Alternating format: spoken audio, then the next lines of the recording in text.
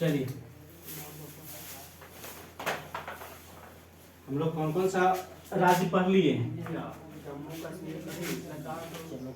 जम्मू कश्मीर हो गया है, लद्दाख हो गया है, हिमाचल प्रदेश, पंजाब, हरियाणा, दिल्ली, अभी कर लेते हैं यहाँ पे उत्तराखंड। तो हम लोग का ये एरिया यहाँ से ऐसे हो जाएगा, है ना, यहाँ से पूरा एरिया ऊपर का हो जाएगा, फिर इधर का बच जाएगा बाकी बीच वाला। तो उत्तराखंड देख लेते हैं आज।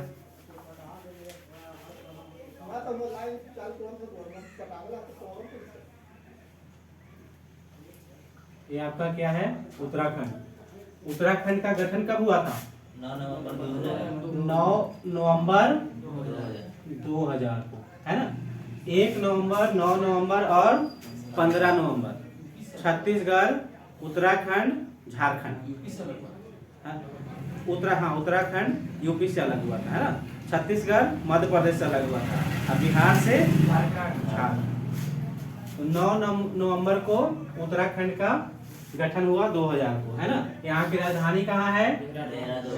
देहरादून है। यहाँ की राजधानी देहरादून है, लेकिन इसका हाई कोर्ट कहाँ है? नैनीताल।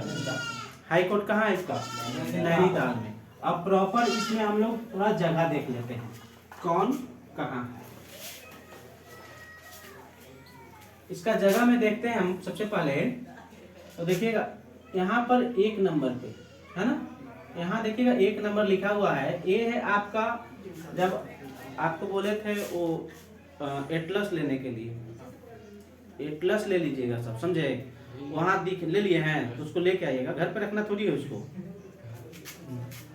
तो यहाँ पर आपको बाघ का चित्र मिलेगा, यहाँ पर आपको बाघ का चित्र मिलेगा। तो बाघ अभ्यारण्य है, नेशनल पार्क है यहाँ पे। कौन सा? जिम कॉर्बेट नेशनल पार्क है। यहीं से देखिएगा, यहाँ ऊपर से एक नदी बहती है, इसके बगल से रामगंगा नदी। कौन सा? अभी बात चल रहा है कि जिम कॉर्बेट नेशनल पार्क का नाम बदल के रामगंगा नेशनल पार्क किया जाए। अब भविष्य में आपको देखने को मिल भी जाएगा, है ना, रामगंगा नेशनल पार्क। तो वो किस लिए? यहाँ से रामगंगा नदी गुजरती है। Jim Corbett national park Bharat का सबसे पुराना नेशनल पार्क है। इसका नाम पहले हेली नेशनल पार्क था, है ना। 1936 में इसको खोल दिया गया था, जिम कॉर्बेट नेशनल पार्क को। अभी इसका नाम बदल दिया जाएगा, तो इसका क्या नाम हो जाएगा? Ramganga national park. 1 नंबर में कौन सा है? यहाँ पे जिम कॉर्बेट नेशनल पार्क। इन दूसरा नंबर में नैनीताल के बगल में है, नैनीताल के बगल में है। ये 2nd नंबर में कौन सा है? नैनीताल। कौन सा है? दूसरा नंबर में। 1 नंबर में क्या था? जिम कॉर्बेट राष्ट्रीय उद्यान। फिर क्या है? नैनीताल। दूसरा नंबर में नैनीताल। 3 नंबर में देखिएगा यहाँ पे, तो ये है आपका अल्मोड़ा, फ्रांसिस्को द अल्मोड़ा। भारत में क्या आए थे? पुर्तगाली वायसराय बनकर, है ना, यहीं बने थे। अल्फांसो दी अल्बुकर्क ये यहाँ बने थे, सॉरी बनकर आए थे। अल्मोड़ा क्या थे? वहां से बन के आए थे वायसराय। तो इन्हीं के नाम पे कौन सा जगह है? अल्मोड़ा। अल्मोड़ा है। ये सब क्या है? पर्यटन स्थल है, टूरिस्ट के लिए, है ना, पर्यटन स्थल है अल्मोड़ा। बहुत बार क्वेश्चन आता है इनमें से। ये 4 नंबर क्या है? 4 नंबर में देखिएगा, ये 3 नंबर में क्या है? अल्मोड़ा। 4 नंबर में आपका है रानीखेत। कौन सा है? रानीखेत, ये भी पर्यटन स्थल है। पिथौरागढ़ 5 नंबर में देखिएगा, तो कौन सा है? पिथौरागढ़। कौन सा है? पिथौरागढ़। ये सब क्या देख रहे हैं? ये सब है पर्यटन स्थल। यहाँ का, यहाँ का क्या है? पर्यटन स्थल है। इसमें देखिएगा यहाँ पे 6 नंबर में तो लिखा होगा गोपेश्वर। गोपेश्वर आपका चमोली जिला का मुख्यालय है ना। जैसे हमारे यहाँ पश्चिमी चंपारण का मुख्यालय बेतिया, है ना, तो उसी तरह से यहाँ पर गोपेश्वर जिला जो है, चमोली जिला का मुख्यालय कौन सा है? गोपेश्वर। यहीं से शुरू हुआ था क्या? चिपको आंदोलन। चिपको आंदोलन, जिसमें पेड़ पौधा को काटा जाता था, तो वहां से लोग पेड़ पौधा में चिपक जाते थे, चिपक कर नहीं काटने देते थे, है ना। इसके नेता कौन थे? सुंदरलाल बहुगुणा। सुंदरलाल बहुगुणा। सुंदरलाल बहुगुणा ने शुरुआत किया था क्या? चिपको आंदोलन। क्या चिपको आंदोलन किस लिए? पेड़ों को बचाने के लिए। किस लिए? पेड़ों को बचाने के लिए। कहां से? गोपेश्वर से। गोपेश्वर उसका मुख्यालय है। क्लियर? चमोली आपको लिखा हुआ नहीं मिलेगा, गोपेश्वर लिखा हुआ मिलेगा, है ठीक है। इसके ऊपर देखिएगा, ये है नंदा देवी। ऊपर में क्या है? नंदा देवी पर्वत, सुना है ना, नंदा देवी।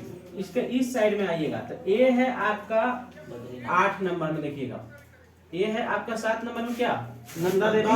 8 नंबर में बद्रीनाथ। 8 नंबर में बद्रीनाथ। उससे पहले ध्यान दीजिएगा साहब, अभी हम 1 नंबर में क्या किए हैं? Jim Corbett national park. 2 number में 2 नंबर में 3 नंबर में 3 नंबर में अल्मोड़ा। क्या है? अल्मोड़ा। 4 में रानीखेत। 5 पिथौरागढ़। 5 पिथौरागढ़। 6 नंबर में गोपेश्वर। 6 नंबर गोपेश्वर। कहाँ का मुख्यालय है? चमोली। 7 नंबर में नंदा देवी। 7 नंबर में नंदा देवी। 8 नंबर में क्या है?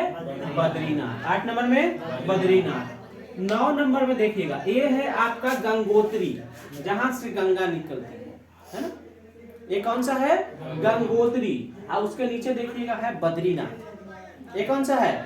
10 नंबर में बद्रीनाथ। 9 नंबर में गंगोत्री। 10 नंबर में बद्रीनाथ में 2013 में क्या आया था? बाढ़ आया था, त्रासदी आ गया था ना। यहाँ ज्यादा भूस्खलन टाइप का होता है ना, पहाड़ गिरने का। तो जब यहाँ का मंदिर जो था, है ना, मंदिर के पीछे में ऐसे पत्थर रखा हुआ है, पत्थर टाइप का आकृति बना हुआ है। ये पानी जो है पत्थर से टकरा कर इधर से और इधर से कट गया। मंदिर को कुछ भी क्षति नहीं हुआ था।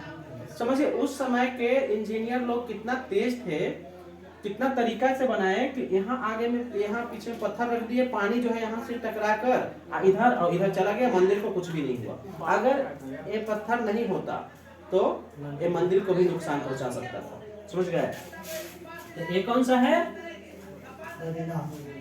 कौन सा है? केदारनाथ ना। कौन सा है? केदारनाथ नाम से मूवी भी आया था, है ना, सुशांत सिंह राजपूत का, है ना। 10 नंबर में क्या है? केदारनाथ। कहाँ त्रासदी आया था? केदारनाथ में। 11 नंबर में देखिएगा, ये आपका है गंगोत्री, ये है यमुनोत्री। 11 नंबर में क्या है? Yamunotri. Gangotri, Kedarnath, Yamunotri. Gangotri, Kedarnath, Yamunotri.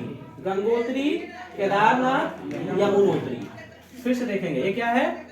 Jim Corbett 2 number, Nainital 3 number, Almora 4 number, 5 number Pithoragarh, 6 number, है ना, 7 number Nanda Devi, 8 number, 9 number Gangotri, 10 number 11 Yamunotri, 11 number Yamunotri. अब देखिएगा नीचे से आ जाइए 12 नंबर में, ये है आपका रुड़की। क्या है? गंगोत्री हो गया हम लोग का, केदारनाथ भी हो गया, यमुनोत्री भी हो गया। नीचे आइएगा 12 नंबर में, क्या है? रुड़की। IIT कॉलेज रुड़की, है ना। यहीं से भवन, ये क्या है? भवन निर्माण केंद्र। यहीं से भवन कैसा बनना चाहिए, किस एरिया में बनना चाहिए, कौन सा भूकंपीय जोन है भारत में, बताने का काम कौन करता है? रुड़की में। भवन निर्माण का जो डिजाइन तैयार होता है रुड़की में तैयार होता है। क्या है? रुड़की। 13 नंबर में हरिद्वार। कौन सा है? हरिद्वार। 13 नंबर में हरिद्वार। 14 नंबर में ऋषिकेश। गंगा नदी मैदानी भाग में सबसे पहले कहाँ पहुंचती है? हरिद्वार में। बहुत बार एक क्वेश्चन पूछ चुका है, पहली बार गंगा नदी मैदानी भाग में कहाँ पहुंचती है? तो हरिद्वार, है ना। उससे पहले पहाड़ से बहते रहती है। फिर देखिएगा आप 14 नंबर में ऋषिकेश। ये क्या है? ऋषिकेश। लक्ष्मण झूला कहाँ है? भारत में पहला ग्लास ब्रिज कहाँ बना? बिहार में भी एक बना हुआ है, कहाँ? राजगीर में। 15 नंबर में देहरादून। 15 नंबर में देहरादून। 16 नंबर में मैसूर। देहरादून ये आपका क्या है? यहाँ की राजधानी है। क्या है? उत्तराखंड की राजधानी है। देहरादून में देखिए वन अनुसंधान केंद्र कहाँ है जी? देहरादून में। इंडियन मिलिट्री एकेडमी कहाँ है? देहरादून में। इंडियन मिलिट्री एकेडमी देहरादून में।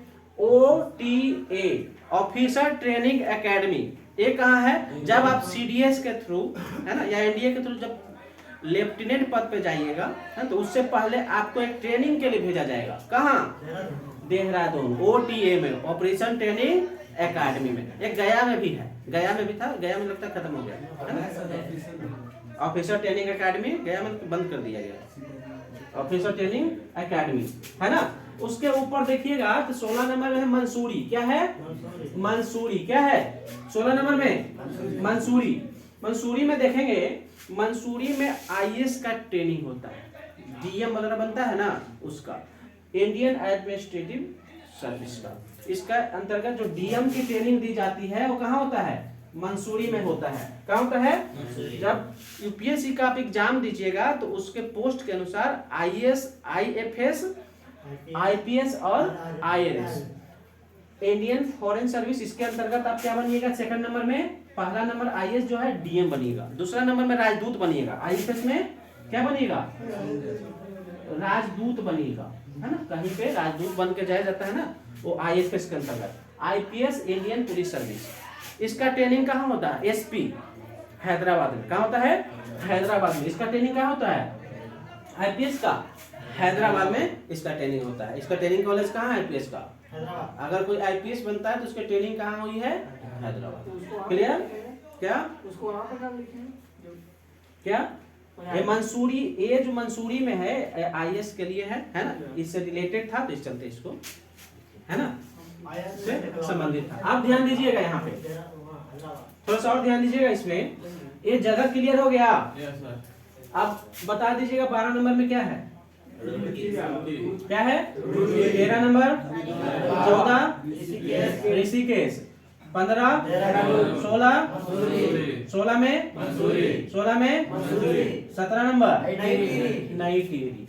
अगर ये नई टिहरी है तो पुरानी टिहरी भी कहीं होना चाहिए है ना। अगर ये नई टिहरी है तो पुरानी टिहरी भी होना चाहिए ना कहीं। इस तरह से दो पहाड़ थे, अब बीच में बसा हुआ था एक गांव टिहरी। क्या बसा हुआ था? टिहरी बसा हुआ था। उत्तराखंड में ये दो पहाड़ों के बीच में बसा हुआ था टिहरी गांव। इन दो पहाड़ों को जोड़कर ऐसे जो नदियां ऊपर से बहती थी है ना, इसके नदी के धारा को ऐसे गिराकर यहाँ पर बिजली उत्पन्न करने के लिए है ना, बिजली उत्पन्न करने के लिए फैन लगा हुआ है ना। ये फैन पे गिरकर यहाँ पर डायनेमो लगा है, ऐसे बिजली उत्पन्न करने के लिए बांध बना दिया गया। क्या बना दिया गया? बांध बना दिया गया। चूंकि इस बांध का विरोध उस समय जबरदस्त हुआ, इसलिए कि भूकंपीय क्षेत्र का एरिया है। ये क्या है? भूकंपीय क्षेत्र का एरिया है उत्तराखंड वाला है ना। अब इस जोन में अक्सर भूकंप आते रहते हैं, लेकिन सरकार द्वारा इस बांध, चूंकि इस बांध से बहुत ज्यादा फायदा भी था है ना। अगर ये बांध बन गया तो इससे जानते हैं, इससे आपको 2400 मेगावाट का बिजली उत्पन्न, अभी इसमें 1400 मेगावाट का बिजली उत्पन्न हो रहा है। तीन बांध यहाँ पे बनाया गया। एक है 1000 मेगावाट का, एक है 400 मेगावाट का और एक है आपका 1000 मेगावाट का। इस तरह से 1400 मेगावाट का बिजली उत्पन्न करने के लिए यह परियोजना बनाया गया है। टिहरी बांध, इसकी ऊंचाई जो है 260 मीटर है। क्या है? 260 मीटर। अब यहाँ बांध बनाया गया तो इस एरिया में जितने भी बस्ती रहेंगे, बांध जब बनाया जाता है तो उसके पीछे के एरिया को सबको खाली करवा दिया जाता है, क्योंकि वो पानी को कहीं तो इकट्ठा करेंगे ना, तो इसलिए इस एरिया को खाली करवा देगा, टिहरी वाला एरिया को। इसको ले जाकर बसाया गया कहाँ? 17 नंबर में यहाँ पे। इसका नाम हो गया नई टिहरी। क्या नाम हो गया? नई टिहरी। यहाँ पर बांध बना दिया गया 260 मीटर। तो क्वेश्चन पूछता है कि सबसे बड़ा गुरुत्वीय बांध कौन सा है? भाखड़ा बांध है ना। सबसे बड़ा गुरुत्वीय बांध। बांध के कई प्रकार होते हैं, जिसमें एक होते हैं गुरुत्वीय बांध, एक कौन होते हैं? दूसरा होता है अर्थ बांध, एक होता आर्क बांध। जैसे अगर धारा ऐसे आ रही है ना, तो इस तरह से बांध अगर बना हुआ तो आर्क रूप में है ना, आर्क जैसा है ना, तो इसको बोलते हैं आर्क बांध। इसको क्या बोलते हैं? दो बड़े साइज वाले, जैसे ये दो पहाड़ के एरिया है और इसको है ना अर्थ भूमि के, जैसे इसको क्या किया जाता है कि ऐसे दो बड़े क्षेत्र है, इसको जोड़ दिया गया इस तरह से। ये है आपका अर्थ बांध। कहीं भूकंपीय एरिया में अगर ये बांध बनाना हो तो इस बांध का प्रयोग करते हैं। कौन सा? अर्थ बांध। 9 रिक्टर स्केल पे अगर भूकंप आता है तब जाके इस बांध को तोड़ सकता है, वरना ये बांध नहीं टूटेगा। 9 रिएक्टर स्केल से ऊपर का बांध अगर भूकंप आता है तभी ये बांध टूटेगा। अगर ये बांध टूट गया तो बहुत ऐसा जगह, जैसे इधर का जितना भी एरिया है सबको दहा कर लेके चला जाएगा। 10 से 15 मीटर ऊपर पानी भर जाएगा, समझ रहे हैं? 10 से 15 मीटर ऊपर पानी भर जाएगा इस बांध के टूटने से। कितना एरिया में आ सकता है बांध? क्या कितना एरिया में आ सकता है बांध? ये इधर का जितना देख रहे हैं ना पूरा, यहाँ तक कि इसका प्रभाव बिहार पर भी पड़ेगा, क्योंकि टिहरी बांध के बनने के कारण, टिहरी बांध जो भागीरथी नदी पे है ना बना है ना, भागीरथी नदी पे बना है, तो भागीरथी नदी ही आगे चल के गंगा बनता है ना देवप्रयाग में मिलकर। तो ये भागीरथी पे बनने के कारण गंगा की धारा कम हो गई, जिसके कारण भारत में बाढ़ थोड़ा, बिहार में बाढ़ थोड़ा कम आने लगा है ना, बाढ़ की स्थिति थोड़ा कम हो गया ये टिहरी बांध के कारण। तो अगर यहाँ पर ये टूट जाता है तो बिहार को भी इसका प्रभाव देखने को मिलेगा। तो एक यहाँ पे क्या है? नई टिहरी। कौन सा है? नई टिहरी। इसकी ऊंचाई कितनी है? तो टिहरी बांध जो बनाएगा इसकी ऊंचाई कितनी है? 260 मीटर। लेकिन भाखरा नांगल जो है, भाखरा बांध जो है वो किस नदी पर है? सतलज नदी पे है। वो गुरुत्वीय बांध है। क्वेश्चन अगर आता है कि सबसे ऊंचा बांध कौन सा है, तो टिहरी बांध। क्लियर? और दरअसल हुआ क्या था कि एक बार यूपीएससी में क्वेश्चन पूछ दिया था कि सबसे ऊंचा गुरुत्वीय बांध कौन सा है, तो वहां पर आंसर वो दिया भाखरा बांध। सेम क्वेश्चन को सीजीएल है ना, एसएससी उठा लिया, लेकिन वो गुरुत्वीय बांध को छोड़ दिया और सबसे ऊंचा बांध से पूछ दिया। गुरुत्वीय बांध को छोड़कर सबसे ऊंचा बांध पूछ दिया, आंसर दे दिया भाखरा। हाई कोर्ट में ये बात चला गया, मतलब इसका जो जिसको 1 नंबर 2 नंबर से छट गया वो इस क्वेश्चन को लेकर हाई कोर्ट में चला गया, केस कर दिया। वहां भी वो अपने बातों पे अड़ा रहा कि नहीं यही आंसर होगा, समझ गए? वहां भी वो अपने बातों से अड़ा रहा, लेकिन एक्चुअली में सबसे ऊंचा बांध कौन सा है? टिहरी बांध। सबसे ऊंचा बांध कौन सा है? टिहरी। 260 मीटर, मतलब समझ रहे हैं कितना ऊंचा? ताजमहल का ऊंचाई है ना वो है 73 मीटर। अगर यहाँ पर ताजमहल बनाएंगे ना इतना लग है ना, इस तरह से इतना है ना। कुतुब मीनार का कितना है? 72 मीटर। तो कुतुब मीनार का 72। ताजमहल थोड़ा सा मोटा टाइप का है ना, चौड़ा है, इस चलते कम ऊंचाई लगता है। नहीं तो ताजमहल का ऊंचाई जो है 73 मीटर है, कुतुब मीनार से ज्यादा है। अब ऐसे पतला आदमी को देखिएगा ना तो वो थोड़ा ज्यादा लंबा लगता है, और जिनका क्षेत्रफल विस्तार हो गया, तो जैसे मेरा है ना, तो थोड़ा सा कम लंबा लगेगा। तो ये क्या है? तो ये आपका ताजमहल कितना है? ताजमहल कितना है? 73 मीटर। लेकिन कुतुब मीनार 72 मीटर। टिहरी बांध 260 मीटर। कितना है? 260 मीटर। कोई समस्या है इसमें? चलिए, अगर वाला कुमाऊं नहीं समझा गया, ये समझ गए? अब चलिए वहां पे चलते हैं।